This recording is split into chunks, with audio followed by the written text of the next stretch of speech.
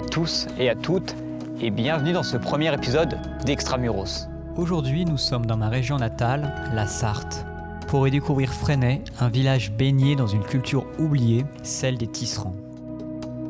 Pour cela, nous allons rencontrer ses habitants qui, à travers leurs témoignages et leur vécu, pourront nous transmettre la vision qu'ils ont de leur village.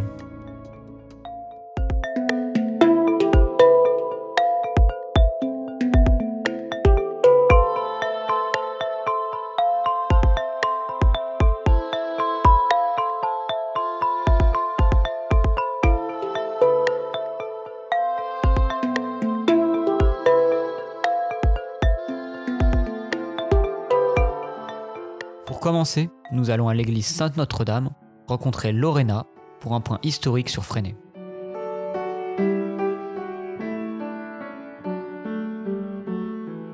Ce que j'aime bien dans cette église, c'est les 4 statues qui ont été rajoutées dans les 2 bras du transept. Saint Bonaventure, Saint Léonard, Marguerite de Lorraine et Jeanne d'Arc. Ces 4 statues résument un peu à elles seules l'histoire même de la ville, avec donc Marguerite de Lorraine qui est un personnage important ici à Fresnay, Jeanne d'Arc par rapport à Ambroise de Lorée. Là, il faut se remettre dans le contexte de la guerre de 100 ans.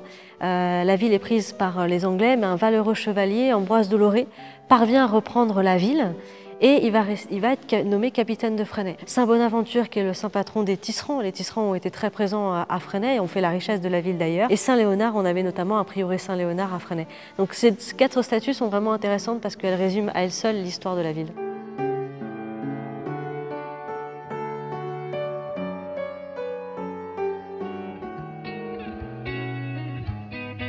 Nous quittons maintenant l'église pour nous diriger vers le vieux quartier du Creusot.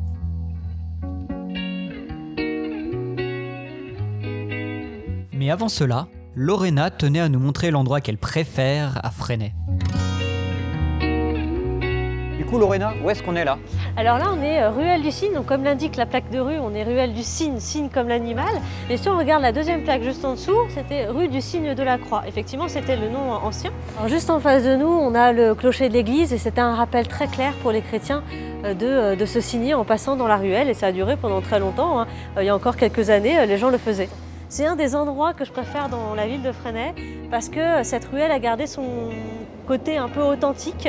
On a le caniveau central qui permettait d'évacuer les déchets et puis on a ce pontet, cette partie qui enjambe la ruelle et qui permet de gagner quelques mètres carrés dans une ville qui est très dense.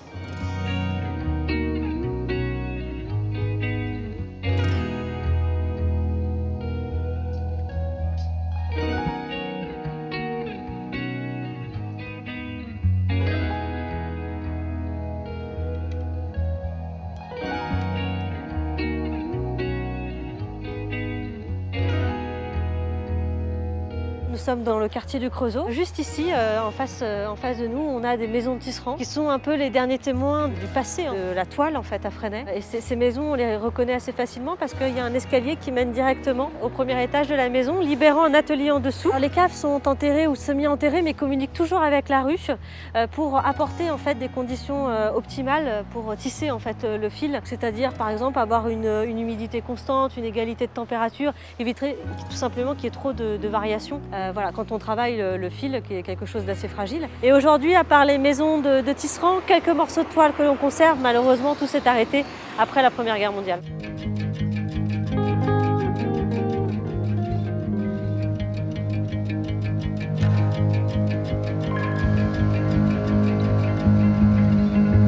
Malgré l'arrêt de la culture tisserande, une Fresnoise tente tout de même de conserver ce savoir.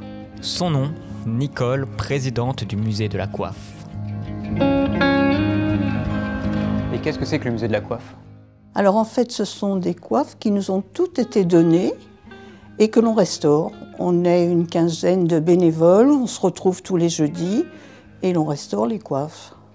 Et vous vivez ici depuis combien de temps? Ah, moi, je suis née à Fresnay. Je ne vais pas vous dire l'année. Mais il y a un certain temps, oui. Donc mes parents tenaient un magasin de nouveautés à Fresnay et ensuite, moi, j'ai pris la relève avec mon mari et voilà. Donc j'ai passé ma vie dans les tissus et ma foi, je continue avec les coiffes. Et du coup, comment ça a évolué un peu Fresnay depuis votre jeunesse? Autrefois, la ville était vraiment une ville de tisserands. Parce que dans la région, on cultivait beaucoup le chanvre et le lin. Et là, il y avait vraiment beaucoup de monde qui travaillait la toile et aussi des brodeuses. C'est pour ça qu'on trouve nos coiffes, on trouve des coiffes brodées, quoi. C'est dommage que tout ce savoir-faire-là, c'est un peu tendance à se perdre, quoi. C'est que un peu les artisans, les peintres, les choses les gens comme ça, on en a beaucoup moins maintenant. D'ailleurs, on cherche des jeunes qui voudraient venir nous aider, hein, on recrute. Et à votre avis, qu'est-ce qu'il faudrait pour motiver les jeunes à venir ici, quoi? Peut-être une usine ou quelque chose comme ça. Avant, il y avait plus de travail ici, comment ça se passait? Est-ce que les jeunes restaient ici quand vous étiez jeunes? Il y a eu quelques ateliers, il y avait même eu un atelier de bonneterie, ah oui. Et puis il y a eu Moulinex qui a employé beaucoup de femmes. Ah oui, elle a fermé il y a combien de temps cette usine? C'était une vingtaine d'années au moins, même plus peut-être. Et ça employait une bonne partie du village, j'imagine? Oui, ah oui, et les environs. Oui. Et du coup, quand ça a fermé, qu'est-ce qui s'est passé en fait? Tout le monde est parti ou... Eh oui. Alors bon, c'est rouvert avec une usine Fage, mais je pense qu'ils emploient moins de femmes, je pense. Oui, je pourrais vous faire voir quand même le travail que l'on fait, parce que donc, quand on nous donne des coiffes, elles sont souvent dans cet état, bien jaunes. Et alors avant de les laver, on est obligé de démonter toute cette petite dentelle qui est posée là autour, pour lui redonner cette forme ici, que l'on appelle paillage, parce qu'en fait, voilà, la dentelle qui a été lavée, elle est toute plate et il faut qu'elle retrouve cette forme-là. Alors on fait ça avec des pailles. On met une paille dessus. Et c'est assez simple si vous voulez essayer.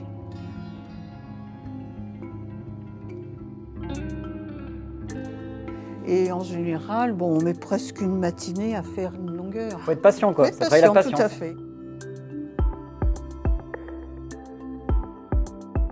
Une autre caractéristique du village est le grès roussard. Cette pierre aux teintes orangées et rouges compose la plupart des vieux bâtiments de Fresnay, notamment les ruines du château. Ancienne place forte, placée idéalement sur un piton rocheux à la frontière du duché de Normandie, il a été construit au Xe siècle. De par sa position stratégique, il fut occupé à plusieurs reprises par les Anglais et les Normands, dont notamment Guillaume le Conquérant. Mais malheureusement, aujourd'hui, il n'en reste que des ruines qui ont été transformées en jardin public. C'est ici que nous rencontrerons Donovan, un jeune Fresnois qui a quitté la ville pour retourner dans sa région natale, où il y restaure des vieilles bâtisses de son village. Ça, c'est celle-ci, c'est celle que je suis en train de rénover actuellement. Donc ça va de la porte rouge jusqu'à l'autre porte là-bas, en fait, où tu as une petite courette. Je suis revenu ici il y a quelques semaines, on va dire. Mais ça faisait presque 10 ans que j'étais parti. Le Covid, hein, comme tout le monde, fait réfléchir. Et ouais, j'avais vraiment envie de revenir aux sources pour avancer à nouveau, on va dire. J'arrive sur un nouveau palier, hein, presque 30 ans. Donc on réfléchit à qu'est-ce qu'on va devenir demain. Et moi, ce que je veux, c'est faire un bout de ma vie encore ici et puis surtout avoir des enfants et transmettre ça, quoi. Leur faire vivre ma jeunesse. Et c'est quoi ta jeunesse? C'est quoi ma jeunesse? Elle est faite de copains, d'aventures, de grands tours en vélo, de parties de pêche, de choses simples en fait. Je suis un enfant du terroir, quoi. Moi j'ai grandi avec les poules, avec les vaches, avec des bottes.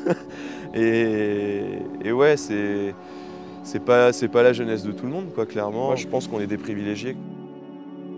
Juste pour vous montrer un peu les petites ruelles qu'il peut y avoir. Même des gens, des fois d'ici, savent même pas qu'il y a des escaliers pour descendre. Et du coup, on arrive sur ma maison, en fait, juste ici. C'est vraiment une maison typique avec 2 étages et un grenier.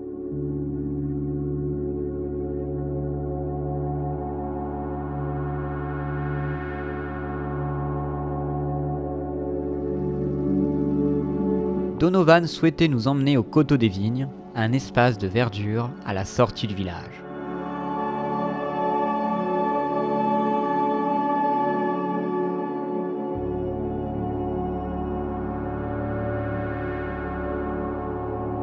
Donc ouais, là on est au Coteau des Vignes, un petit passage obligé pour les touristes, hein, parce qu'on est à d'autres angles de vue, on voit bien le château, le parc du château qui est juste ici.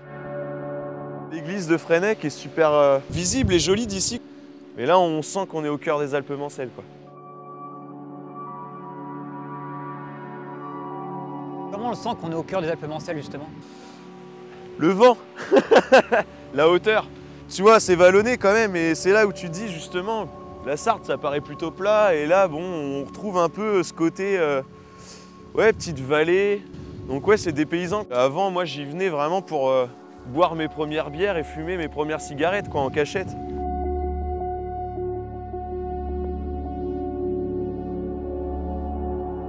Donc là, on a les vignes de Fresnay. On a pu déguster du vin quand Stéphane Bern est passé chez nous, parce qu'il y a très peu de bouteilles, hein. Je crois que c'est à peu près 60 bouteilles qui sortent chaque année. Étant natif d'ici, c'est la première fois que je goûte ce vin en 27 ans presque. Et entre nous, est-ce qu'il est bon le vin ou pas? C'est pas le meilleur vin qui soit, mais bon, on va dire qu'il se débrouille, c'est une association, hein, c'est top. Mais en effet, c'est sûr qu'à la première gorgée, ça accroche un peu.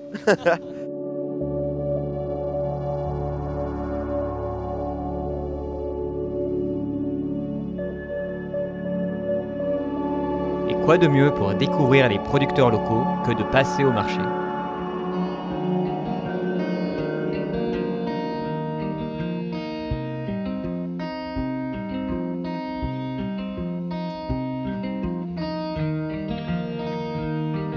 On vend des confitures et des gelées artisanales, on est producteurs transformateurs et on travaille aussi avec les maraîchers et les primeurs. On récupère leurs invendus, donc au lieu d'aller à la poubelle, on les transforme et ça permet d'avoir des petits parfums originaux, des choses qu'on ne va pas trouver en Sarthe.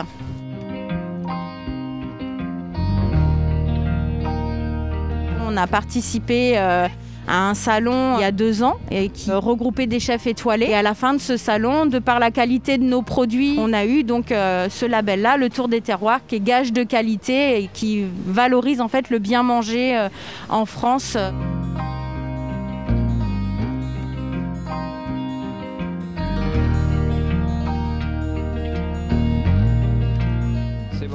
T'as bien fait le point et tout? Ah ouais, hein, faut pas me couper la tête en deux. Ouais. Pas dommage que vous soyez flou. Faut pas qu'on fasse l'andouille. Hein.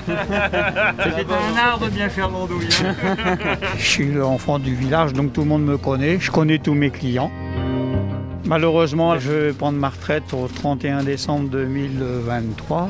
Alors j'aimerais bien retransmettre mon entreprise, mais ça, c'est pas évident. Dans nos métiers, en charcutier pur comme moi, on est vraiment très peu. On est de moins en moins. Je suis prêt à donner toutes mes recettes et puis que quelqu'un continue, c'est une satisfaction pour moi et puis pour la clientèle. Moi, j'ai toujours vécu à la campagne, donc pour rien au monde, j'irai à la ville. J'étais à l'école Notre-Dame-Saint-Joseph dans le privé. Et avant, il y avait un collège, il y avait des classes de 34 personnes. Et maintenant, il n'y a plus qu'un primaire. Quoi de mieux après le marché que d'aller discuter autour d'un verre au bar Le Celtique? Tout le monde se retrouve ici, c'est la place du marché le samedi matin. Ici, vous arrivez, vous êtes, tout le monde se connaît, c'est quand même plus sympa, quoi. Vous voyez ? On essaye d'avoir une ambiance conviviale où toutes les générations confondues se sentent bien, une ambiance de bienveillance.